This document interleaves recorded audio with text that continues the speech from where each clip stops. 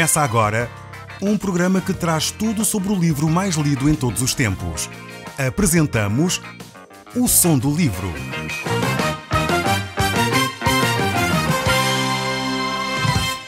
Seja muito bem-vindo. Neste podcast vai encontrar o livro mais conhecido e lido em todo o mundo.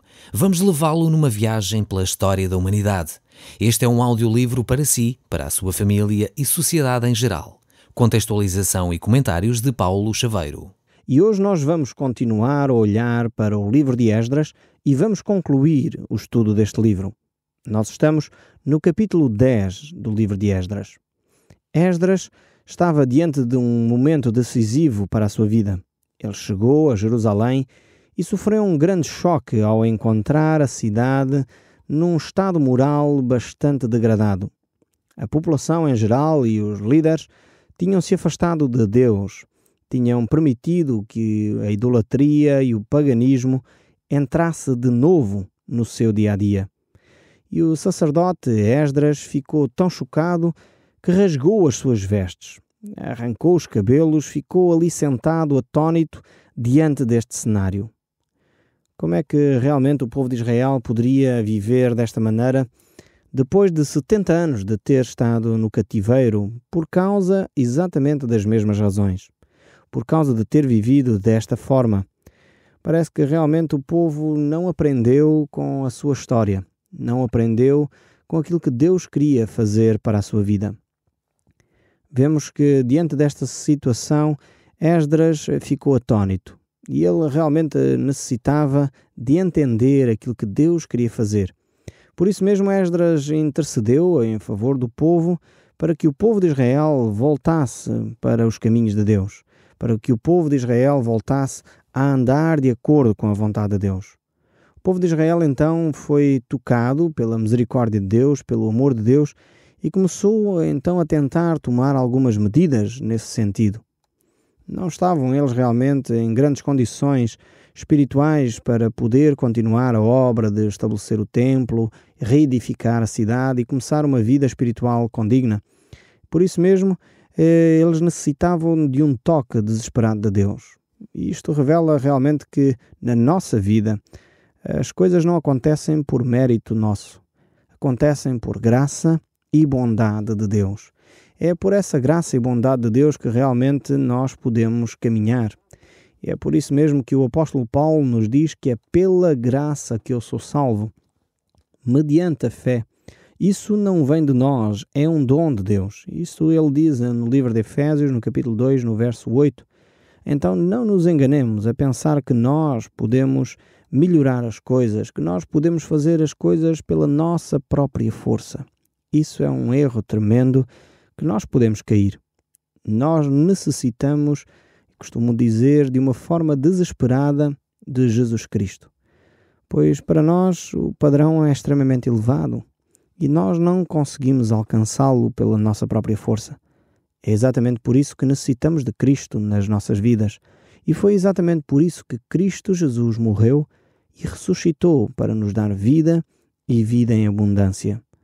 Assim, somos nós, devemos realmente procurar em Cristo essa orientação. Muitas vezes nós fraquejamos na nossa fé e se olharmos inclusive para a vida dos próprios apóstolos, quando eles deixaram de depender de Deus, eles caíram, eles fraquejaram. Estamos lembrados certamente do próprio apóstolo Pedro, que num momento de fraqueza até chegou a negar Jesus Cristo. Foi realmente um momento de fraqueza na vida do apóstolo Pedro e muitas vezes, se calhar, acontece connosco. Não negamos, se calhar, por palavras a Jesus, mas pelas nossas atitudes, por aquilo que nós fazemos, por aquilo que nós não dizemos, pelos atos que praticamos. Muitas vezes negamos a Cristo na nossa própria vida. Mas realmente é nessa situação de fraqueza que nós podemos recorrer a Deus.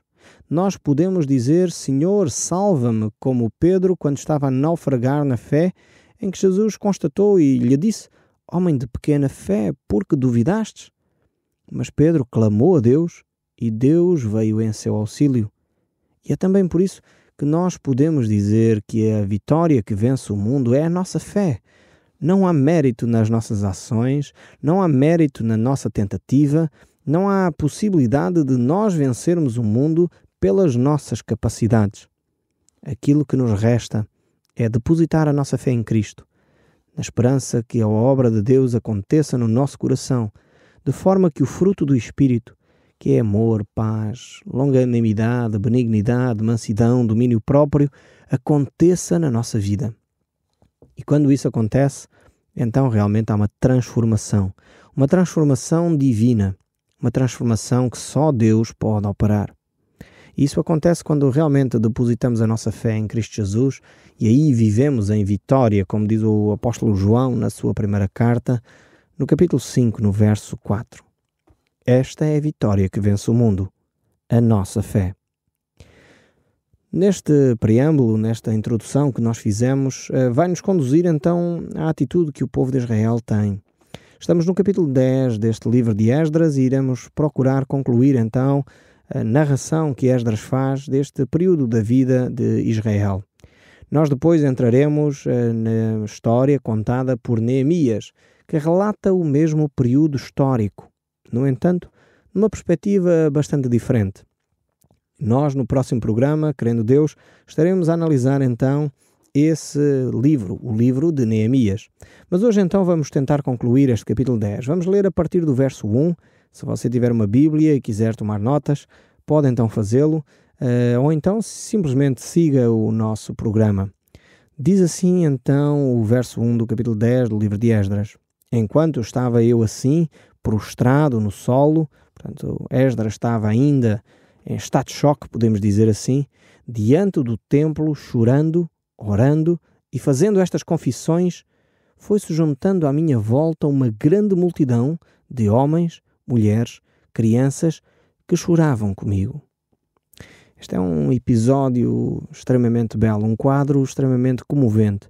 Nós olhamos para este homem, um homem santo de Deus, que procura que as coisas à sua volta se orientem no sentido de cumprir a vontade de Deus. O que ele começa por fazer é chorar, lamentar-se, orar, entrar em confissão de pecado, e a ação do Espírito Santo começa a mover-se sobre a multidão. Começa a mover-se de tal forma que a multidão, quer de homens, mulheres e crianças, começam a juntar-se a Esdras, começam a perguntar o que é que está a acontecer e começam a chorar com ele. Começam a compreender o que é que está a acontecer no meio da nação. Começam a entender a gravidade do seu pecado. Como seria bom que na nossa nação acontecesse exatamente isso. Começássemos nós, homens, mulheres, crianças, a entender o nosso pecado. E não só a entender o nosso pecado, mas ele nos tocasse tão fundo que chorássemos o nosso pecado. A minha pergunta para si, quando você se arrepende dos seus pecados e confessa a Deus o seu pecado, que é isso que Deus pede, você chora realmente arrependido do que fez? Ou muitas vezes as pessoas pecam, fazem coisas erradas, mas não estão arrependidos. Simplesmente dizem, ok, foi um erro que eu cometi. Bem, não foi assim tão grave como eu pensava. Aqui a nação de Israel compreendeu efetivamente a gravidade dos seus erros. E por isso mesmo começaram a chorar com Esdras, porque perceberam que estavam numa miséria, viviam em pecado, estavam longe das expectativas de Deus para o povo de Deus. E então isso é expresso nas lágrimas e nas atitudes. A gravidade do pecado que eles estavam a viver, podemos dizer que ofendia, tocava o coração de Deus. E o pecado é realmente uma coisa que destrói a alma humana. Como dizia Davi, num dos seus salmos mais bonitos, ele dizia que o pecado me esmaga os ossos. É como se o pecado me estivesse a corroer por dentro. Isto estou a parafrasear o salmo de Davi. Enquanto calei o meu pecado, a tua mão pesava sobre mim, está ele a dizer. Então é isto que acontece quando o homem não confessa, não se deixa libertar do seu pecado. É também por isso que Tiago, ao escrever o seu livro, ele nos diz que se confessarmos os nossos pecados uns aos outros, nós seremos sarados. E isto é uma promessa de Deus. Então é importantíssima a confissão do nosso pecado, não só a Deus, mas também àqueles que nós ofendemos. E não só àqueles que nós ofendemos, mas também à nossa comunidade. Eu sei que muitas vezes as pessoas não gostam disto, não gostam de ser confrontadas com o seu pecado, muito menos em público.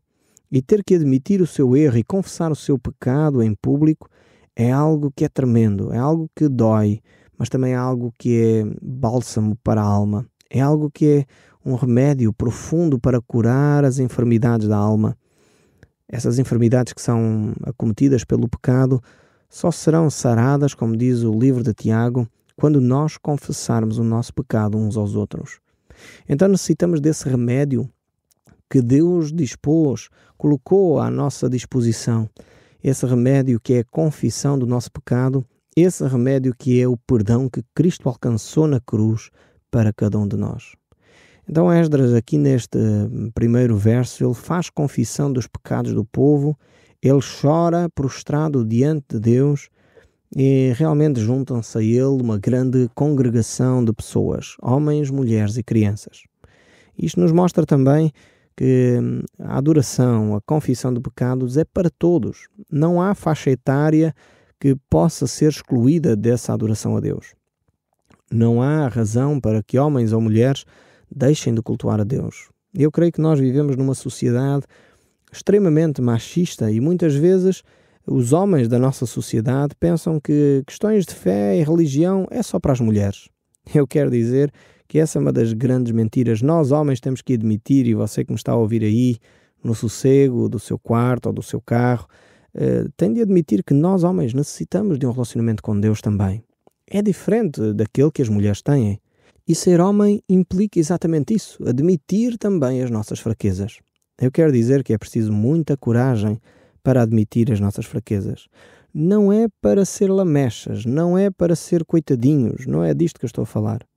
Mas é admitir os nossos erros, ser responsável e assumir as nossas responsabilidades. Isto é de homem e de homem de barba rija, como se costuma dizer. Então, se você se diz um homem realmente de barba rija, um homem, enfim, com H grande, eu quero dizer que você deveria começar hoje mesmo uma relação com Deus. Comece a olhar para Deus e perceba que o ser homem implica coragem. O ser homem implica assumir valores.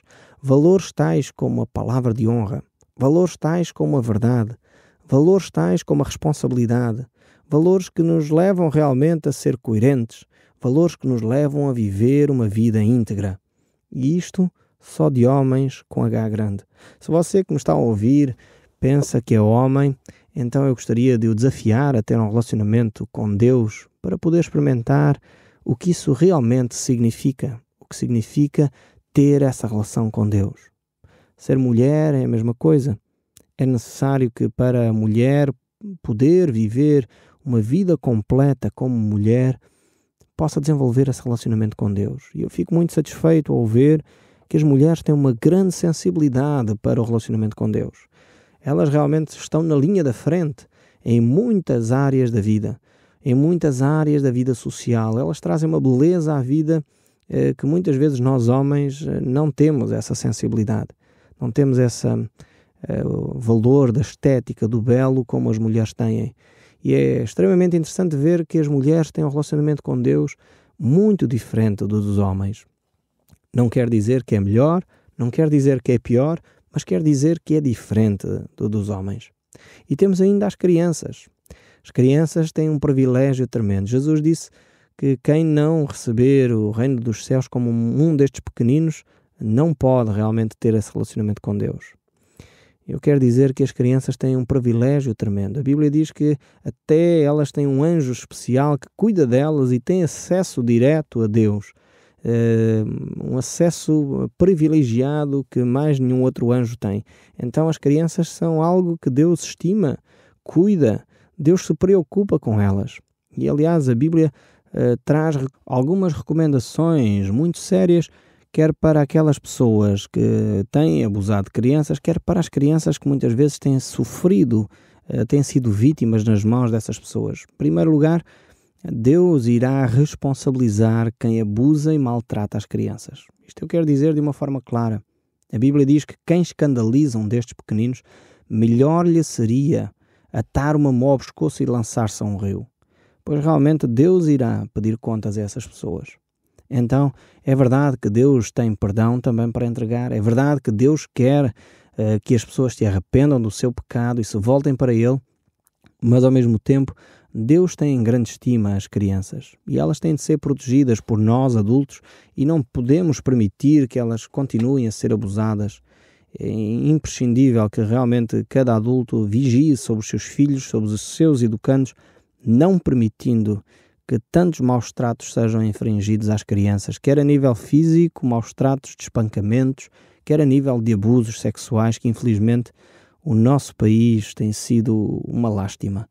É realmente necessário que alguma coisa seja feita e fique satisfeito por ver que algumas coisas estão a acontecer de uma forma interessante. Vejamos onde isso nos vai conduzir realmente e que sejamos atentos cuidando dos nossos filhos e daqueles que são crianças, que necessitam de um cuidado especial e de ouvir a palavra de Deus, que é do que se trata aqui.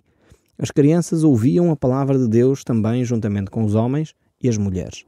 Mas o verso 2 ainda segue dizendo: Então Secanias, filho de Jeiel, da família de Elão, disseram: Reconhecemos o nosso pecado contra o nosso Deus porque casamos com mulheres pagãs. Mas ainda há esperança para Israel, apesar disso tudo.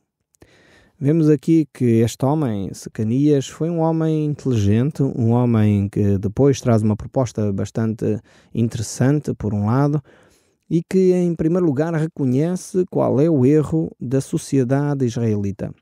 O erro que eles cometeram foi realmente associarem-se a pagãos, a permitirem que o paganismo, idolatria, coisas horríveis que aqueles povos cometiam, entrassem e influenciassem a nação santa. Então, por causa disto, este homem, Secanias, compreendeu qual era o seu papel. Mas ao mesmo tempo ele disse: há esperança para a nação de Israel. Não podemos ficar simplesmente com o problema. Não basta identificar o problema.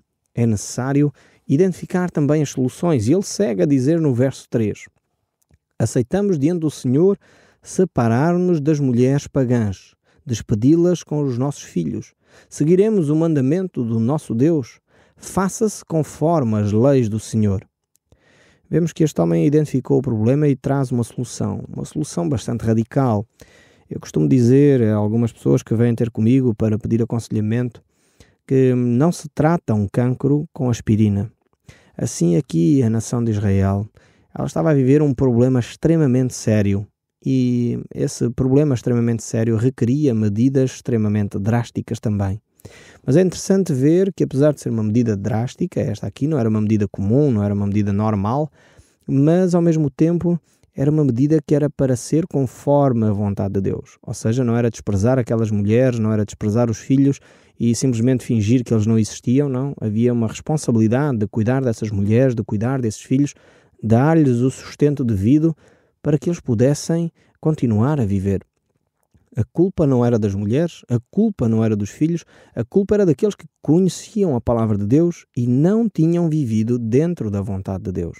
Então eram eles que deveriam ser responsabilizados e eram eles que deveriam de assumir essa responsabilidade e as suas consequências. Então o verso 4 prossegue: Levanta-te, encoraja-te e diz-nos como fazer que este assunto fique resolvido retamente.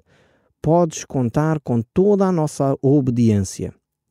Vemos aqui mais uma vez que este homem, Secanias, queria cumprir toda a vontade de Deus. E pede então a Esdras, que era o líder, o sacerdote daquela altura, que ele indicasse o caminho. E isto é algo extremamente interessante. Como seria bom que as pessoas procurassem a vontade de Deus antes de tomarem decisões tão drásticas e radicais como estas aqui que estão a ser propostas. Era importante ouvir aquilo que a liderança espiritual da sua comunidade tem a dizer da parte de Deus para a sua situação concreta, seja em termos do seu casamento, em termos de uma separação, talvez em termos de situações delicadas na vida. O que é que realmente Deus diz sobre este assunto? Procure na Bíblia, procure na liderança espiritual que você tem e ouça aquilo que Deus tem para lhe dizer. O verso 5 ainda prossegue: Levantei-me, pois, e pedi aos líderes e sacerdotes dos levitas também, assim como a todo o povo de Israel, que prometesse fazer como Secanias tinha dito. E assim fizeram. Seguidamente dirigi-me às descendências de Joanã, filho de Eliaseb, no templo. Fiquei contudo sem beber nem comer, porque estava muito acabrunhado por causa do pecado dos retornados do exílio. Foi então feita uma proclamação em toda a Jerusalém e Judá, convocando a população a vir a Jerusalém dentro de 3 dias, e anunciando aos anciãos e aos chefes que tinham decidido que alguém que recusasse apresentar-se teria as suas posses confiscadas e seria excluído da comunidade de Israel. Vemos que estas medidas todas são medidas bastante difíceis de implementar, mas realmente que procuravam tomar uma medida que iria transformar a nação de Israel por dentro. E diz no verso 9, 3 dias indicados, a 5 de dezembro, todos os homens de Judá, de Benjamim, se apresentaram e se sentaram no espaço livre que havia defronte do templo. Estavam todos temerosos por causa da seriedade do assunto, além disso preocupava-os as grandes chuvas. Esdras, o sacerdote, levantou-se e falou-lhes assim: Vocês pecaram porque casaram com mulheres pagãs. Estamos agora ainda mais sob a condenação de Deus do que antes. Confessem os vossos pecados ao Senhor, Deus dos vossos pais, e façam o que vos pede. Separem-se das gentes pagãs e não voltem a essas mulheres. Toda a congregação disse em alta voz: Faremos como dizes.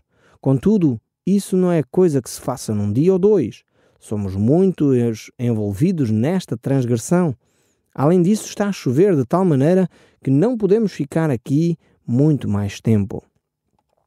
Vemos então que, diante de uma situação difícil, de permissão de idolatria, permissão de atos que desonram o nome de Deus e daqueles que seguem a Deus, havia necessidade de um corte radical.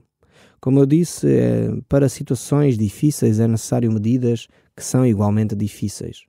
É óbvio que este tipo de situação nunca teria acontecido se o povo de Israel tivesse obedecido à vontade de Deus.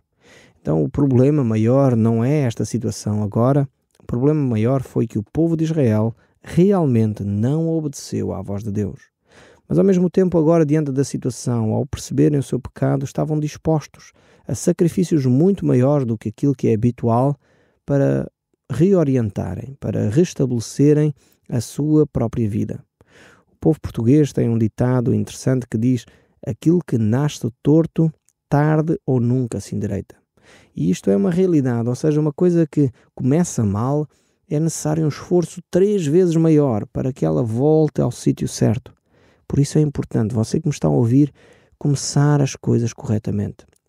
Fazer as coisas bem, não fazer as coisas fora da vontade de Deus, pois quando nós fazemos isso, realmente temos consequências terríveis no nosso futuro. É por isso importante voltarmos a fazer a vontade de Deus e começarmos desde o início de uma forma correta. Se ainda não começou a cometer erros, não os cometa já. Procura a vontade de Deus. Mas se já os fez, confesse o seu pecado e deixe. E volte-se para Deus. Pois Deus é um Deus que perdoa e um Deus que quer restabelecer a sua vida. Nós vamos ficar por aqui hoje. No próximo programa estaremos a olhar para o livro de Neemias e lá iremos continuar a ver a história do povo de Israel neste período. Muito obrigado por ter ouvido o som do livro e até ao próximo programa. Que Deus o abençoe ricamente. O som do livro, uma produção da Rádio Transmundial de Portugal.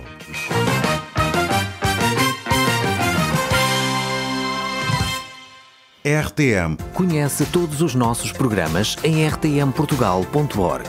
Uma produção da Rádio Transmundial de Portugal.